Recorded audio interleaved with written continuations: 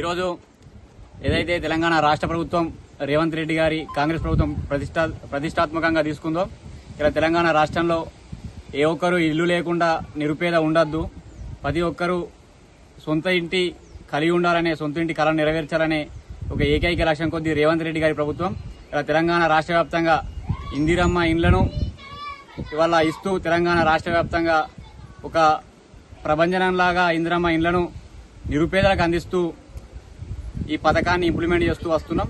ఇవాళ ఏదైతే అందులో భాగంగా తంగనపల్లి మండలం సారంపల్లి మల్లాపూర్ గ్రామాల్లో నిజమైన అర్హులను గుర్తించి ఇక్కడున్న స్థానిక సర్పంచ్ గారు కావచ్చు, అధికారులు, స్థానికంగా ఉండే ఇందిరమ్మ కమిటీ, కాంగ్రెస్ పార్టీ నాయకత్వం అంతా కూర్చొని ఇలా నిజమైన అర్హులకు ఇందిరమ్మ ఇండ్లను కేటాయిస్తూ వస్తుంది. ఇలా రాష్ట్రంలో పెద్ద చెప్పినట్టుగా ఏ ఒక్కరూ ఇల్లు లేకుండా ఉండొద్దనే లక్ష్యం ఏదైతే ప్రభుత్వం పెట్టుకుందో దానిలో భాగంగా ఇలా దశల వారీగా, సరే ఒకేసారి అందరికి ఇవ్వలేకపోయినా దశల వారీగా అర్హులైన ప్రతి ఒక్కరికి ఇందిరమ్మ ఇండ్లు ఇవ్వడానికి ప్రభుత్వం సిద్ధంగా ఉంది.